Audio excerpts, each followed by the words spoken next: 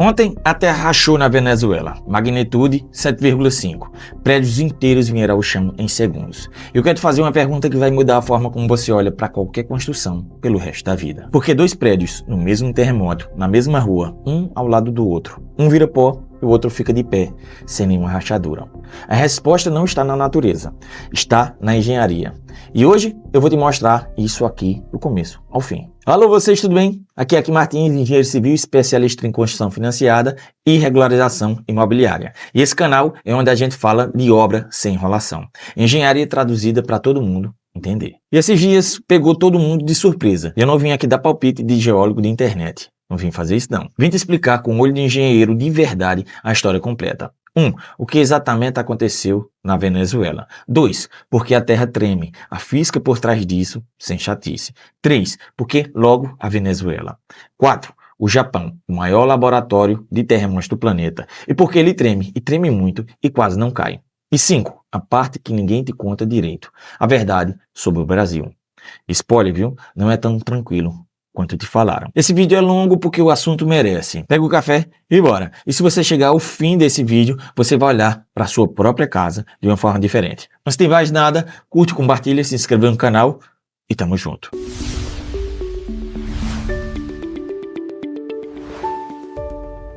Vamos aos fatos com calma. Ontem, o norte da Venezuela foi sacudido por dois terremotos quase seguidos, magnitude 7.2 e depois 7.5. Segundo o USGS, o Serviço Geológico dos Estados Unidos, que é referência mundial nisso, os tremores já atingiram em cheio a capital Caracas e uma cidade litorânea chamada La Guaira, que foi a mais castigada. Prédios e casas desabaram. Cidades inteiras ficaram sem energia. E olha um dado que diz muito para o engenheiro. O tremor foi tão forte, tão raso, que foi sentido até na Colômbia, a centenas de quilômetros de distância. O governo decretou estado de emergência e a área do litoral foi classificada como zona de desastre. Agora deixa eu te explicar por que esse 7,5 é tão assustador. Porque a maioria das pessoas entende a escala de magnitude totalmente errada. Quando você ouve 7,5, você pensa, é só um pouquinho a mais do que 6,5. Mas isso está errado. A escala de magnitude é logaritma, não linear. Traduzindo para o português, cada ponto a mais na escala significa 32 vezes mais energia liberada. Então preste atenção no que significa. Um tremor de 6,5 para um de 7 não é um ponto mais forte, é 32 vezes mais energia. E um de 5,5 para um de 7,5 não são dois pontos, são 32 vezes, mais de 1000 vezes energia liberada. É a diferença entre uma porta batendo com força e uma parede inteira sendo demolida. Então quando você ouvir na TV magnitude 7,5, entenda, foi uma quantidade brutal de energia liberada de uma só vez, bem abaixo de cidades cheias de gente. E aqui vai o primeiro recado do engenheiro, que vai costurar o vídeo todo. O terremoto é a natureza fazendo a sua parte. Se o prédio caiu ou não, isso é outra história. E essa história tem a ver com a gente, com a engenharia. Então, segura essa ideia. Para entender o que aconteceu, a gente precisa descer literalmente para dentro do planeta. Esquece aquela imagem da Terra como uma bola sólida e firme. Não é. O nome técnico é litosfera. É tipo uma casca de ovo cozida que cai no chão e rachou toda. Esses cacos gigantes têm um nome que você já ouviu falar muitas vezes. São placas tectônicas. O Brasil inteiro está em cima de uma. A Venezuela está na beira de 2. O Japão no encontro de 4. Guarda isso. Essas placas não ficam paradas. Elas se movem devagar, alguns centímetros por ano, mais ou menos a velocidade que sua unha cresce. Você não sente, mas elas estão se movendo agora enquanto você está assistindo esse vídeo. O problema não é o meio da placa, o problema é a borda, onde uma encosta na outra, porque elas não deslizam lisinhas como um vidro engraxado. Elas travam, prendem uma na outra e continuam empurrando. Pensa num galho de árvore verde. Você vai entortar, ele resiste, acumula tensão e quando não aguenta mais, pá! Estala de uma só vez. E a energia que escapa no estalo é violenta. O terremoto é exatamente esse pá do planeta. É a energia que ficou presa por décadas, às vezes séculos, sendo liberada de uma só vez. E existem 3 jeitos de placas interagirem na borda. E isso é importante porque define o tipo de tremor. Primeira, elas deslizam uma do lado da outra, uma raspando na outra, tipo esfregando as duas mãos. O nome é falha transcorrente. Guarde esse nome, porque é exatamente o que aconteceu na Venezuela. A segunda, uma mergulha por baixo da outra, é a mais violenta de todas, e tem um nome que vai ser a estrela do bloco do Japão. Chama-se subducção. 3. Elas se afastam, geralmente no fundo do oceano, e o magma sobe para preencher o vazio.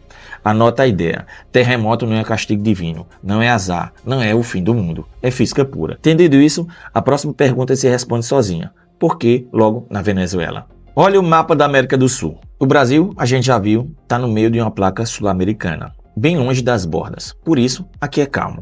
Agora sobe o olho para o norte, para a Venezuela. Ela está numa posição completamente diferente, bem em cima de uma costura de duas placas gigantes, a placa do Caribe e a placa da América do Sul. E aqui acontece exatamente aquele primeiro tipo de encontro que eu te falei. A placa do Caribe está empurrando para o leste, raspando contra a da América do Sul, lado a lado, uma raspando na outra. Esse atrito constante, ao longo de milhares de anos, rachou o norte da Venezuela com 3 grandes sistemas de falhas. Decora esses 3 nomes, porque é o que a ciência venezuelana aponta como a origem dos piores tremores do país. A falha de Boconó, lá na região dos Andes, a falha de San Sebastián, lá na Cordilheira da Costa, e a falha de El Pilar, no oriente do país. E quem diz isso não sou eu de cabeça. É a Funvisis, a Fundação Venezuelana de Pesquisas Sismológicas, órgão oficial que estuda os tremores de lá há décadas. Agora vem o detalhe mais crucial de toda essa história. Onde é que fica Caracas e La Guaira, as cidades destruídas ontem? Exatamente em cima da zona de falhas da Cordilheira da Costa. Não foi azar, não foi coincidência, é pura geografia. Aquelas cidades foram construídas ao longo de séculos, bem em cima de uma emenda ativa do planeta. E aqui o engenheiro tem que ser honesto com você. A Venezuela sempre tremeu. Não é novidade nenhuma para a ciência. Teve terremotos históricos devastadores ali. Então a pergunta dura, a pergunta que ninguém gosta de fazer na hora da tragédia é: se a gente já sabe há décadas que ali treme, as construções estavam preparadas para isso? Segura essa pergunta, porque o Japão vai respondê-la pra gente. Se a Venezuela está em cima de 2 placas, prepara o coração. O Japão está no lugar que faz a Venezuela parecer tranquila. O arquipélago japonês fica no encontro de 4 placas tectônicas: a placa do Pacífico, a placa das Filipinas, a Euroasiática e a norte-americana. 4 placas brigando embaixo de um país do tamanho de meio estado do Brasil. E o Japão está dentro de uma região que é tão violenta que ganhou até apelido: o Cinturão de Fogo do Pacífico, o Anel de Fogo. Imagina uma ferradura gigante contornando todo o Oceano Pacífico. Essa ferradura concentra cerca de 90% de todos os terremotos do mundo e a maioria absoluta dos vulcões ativos do planeta. Para você ter uma real dimensão, segundo os especialistas, cerca de 10% de todos os terremotos magnitude 6 ou mais no mundo inteiro acontecem no Japão ou pertinho dele. 10% de todos os terremotos fortes do planeta naquele pedacinho de ilha. É absurdo. E lembra de uma palavra que eu mandei você guardar? Subducção. Aqui ela aparece com toda a força. No Japão, a placa do Pacífico, que é a oceânica e mais pesada, mergulha por baixo das placas continentais, que são mais leves. Esse mergulho não é suave, é uma luta. A placa trava, acumula tensões por décadas, há vários séculos muitas vezes, e quando solta, libera uma energia monstruosa. Foi exatamente isso que aconteceu em 2011, no terremoto de Tohoku, magnitude 9.1, um dos maiores já registrados na história da humanidade. Ele gerou um tsunami gigantesco e provocou o desastre nuclear de Fukushima. Para você comparar com o da Venezuela de ontem, lembra que cada ponto na escala é 32 vezes mais energia? O de Tohoku foi quase 2 pontos acima do terremoto de ontem. Foi centenas de vezes mais enérgico.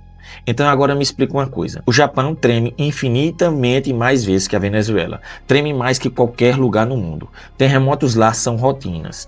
Tem tremor no Japão toda semana. Então por que o Japão não vira escombro toda vez? Porque numa cidade japonesa um terremoto forte às vezes não mata quase ninguém. Em outro lugar no mundo, um terremoto menor derruba tudo e mata milhares. A resposta é a coisa mais importante que você vai levar desse vídeo. E ela tem o nome do nosso canal. É engenharia. Aqui é onde a engenharia civil deixa de ser teoria de faculdade e vira literalmente a diferença entre a vida e a morte de uma família. O Japão entendeu uma verdade que parece óbvia, mas muda tudo. Você não tem como impedir o terremoto, ele vai acontecer, queira você queira ou não. Então a engenharia parou de tentar resistir ao terremoto na marra e passou a projetar estruturas para dançar com ele. Deixa eu te mostrar as 3 grandes ideias por trás disso. A primeira, deixar o prédio flexível, não rígido. Isso é contraintuitivo. A maioria das pessoas já acha o contrário. Para aguentar terremoto tem que ser super rígido, super duro. Errado. Um prédio totalmente rígido, quando a terra sacode, racha e quebra no meio, porque ele tenta resistir de peito aberto a uma força gigante. Os japoneses fazem o oposto, projetam estruturas que balançam de leve junto com o tremor, dissipando a energia no movimento. É a velha sabedoria do bambu. O bambu verga no temporal e não quebra. O tronco seco e duro não verga e parte no meio. Um arranha-céu japonês num terremoto balança visivelmente lá no topo. E é assim que ele sobrevive. A segunda ideia, os isoladores de base, os amortecedores do prédio. Essa é genial. Eles literalmente apoiam um prédio inteiro sobre uma camada de amortecedores, grandes blocos de borracha reforçadas com aço, ou sistemas de roletes, colocados entre a fundação e a estrutura. Aí quando o chão treme violentamente embaixo, esses isoladores absorvem o baque.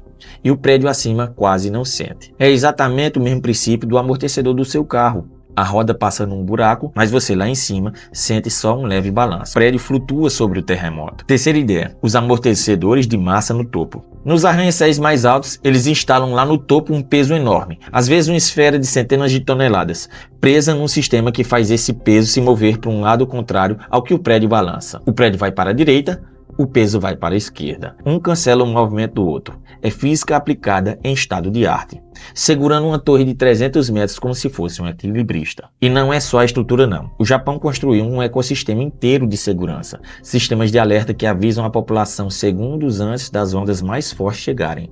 E segundos, um terremoto salvam milhares de vidas. Normas técnicas rígidas, que são fiscalizadas de verdade. Educação da população desde criança, que faz simulado de terremoto na escola igual a gente fazia a fila para merenda. Então olha o que o Japão prova para o mundo inteiro. Ele pega a natureza mais violenta do planeta e com projeto, norma, cálculo, investimento, transforma o que seria uma catástrofe num susto. A mesma natureza que destrói um lugar despreparado, passa por baixo de um país preparado e deixa muito menos marca. Isso não é sorte, isso é engenharia feita com seriedade. É exatamente por isso que importa quem calcula e quem constrói a sua casa. Agora vem para cá, para o nosso quintal.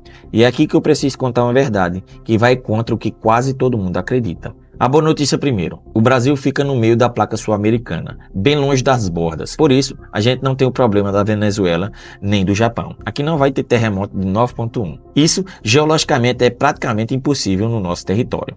Pode respirar, mas, e olha o tamanho desse mais. Dizer que o Brasil não treme é uma mentira e já custou vida. Deixa eu te dar os fatos. Existe uma cidade no Rio Grande do Norte chamada João Câmara, que viveu nos anos 80 uma sequência de tremores que rachou casas e assustou o estado inteiro. Foi tão sério que esse episódio foi um divisor de águas na engenharia brasileira. E tem um caso que encerra qualquer discussão. Em 2007, em Itacarambi, em Minas Gerais, um terremoto de magnitude por volta de 4,9, que para o padrão japonês é um tremorzinho, derrubou uma parede e matou uma criança. A primeira morte por terremoto registrada na história do Brasil. Um sismo fraco, num lugar onde não treme, matou. Por quê? Porque as construções não tinham nenhum preparo para isso. E tem mais. A região norte, praticamente o Acre, resiste a tremores de até magnitude 6. Fortíssimos, só que tão profundos, a mais de 600 km de profundidade, que a energia se dissipa antes de chegar na superfície, e quase ninguém sente. E o Brasil tem falhas geológicas internas espalhadas, as chamadas falhas intraplacas. Tempos em tempos acordam e geram transtornos e terremotos. E aqui entra o dado que um engenheiro todo precisa saber e conhecer. Existe uma norma brasileira só para isso.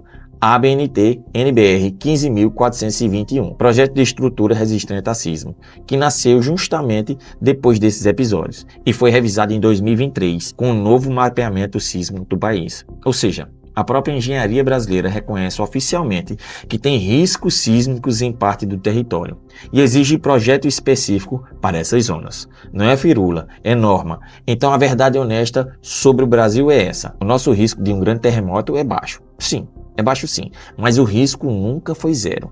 Em alguma região, ele realmente é suficiente para ter norma e já tem cobrado uma vida. E aí a gente chega na lição que costura esse vídeo do início ao fim. Repara que ela apareceu em cada bloco. Na Venezuela, o terremoto foi a natureza, mas a destruição teve a ver com como se construiu. No Japão, a natureza é a mais brutal do mundo e mesmo assim eles sobrevivem, porque constroem certo. No Brasil, um tremor fraco matou, porque se construiu sem nenhum preparo. Tá vendo o padrão? Não é a natureza que decide se uma construção cai. É o projeto, é o cálculo, é a norma, é quem construiu. E se você construiu direito, o terremoto só revela na pior hora possível a verdade sobre a engenharia que estava ali embaixo o tempo todo. E é por isso que eu bato nessa tecla todo santo dia aqui no canal. Existe um terremoto silencioso que derruba a construção no Brasil, sem precisar de placa tectônica nenhuma se mexer. É o cálculo no chute, é a ferragem subdimensionada, é o concreto fraco, é a fundação adivinhada. Esse tremor não vem debaixo da terra, vem de uma decisão de economizar no lugar errado. E ele cobra a conta lá na frente, com a sua família dentro de casa. Então, o recado final é simples e é sério. Uma construção é uma estrutura que vai abrigar quem você ama por décadas. Isso não se entrega na sorte e não se entrega para o conhecido que constrói baratinho. Exige projeto, exige cálculo, exige profissional habilitado com RT. Cobre isso sempre. Se esse vídeo te fez olhar para a construção com outros olhos, faz 3 coisas por mim, deixa o like, isso ajuda demais o canal a crescer. Se inscreva para não perder os próximos e me conta aqui nos comentários de onde você está assistindo. Quero ver até onde esse canal está chegando. E se você está planejando em construir e quer fazer certo, do jeito certo, sem enrolação, chama lá no direct, no Instagram, no @engenheiro.aquimmartins. Engenharia de verdade começa com uma boa conversa. Meus sentimentos sinceros a todas as famílias venezuelanas atingidas por essa tragédia. Que a reconstrução venha e que venha com segurança, com norma e com dignidade. Era isso por hoje. Cuide de quem você ama, cuide de sua obra e tamo junto.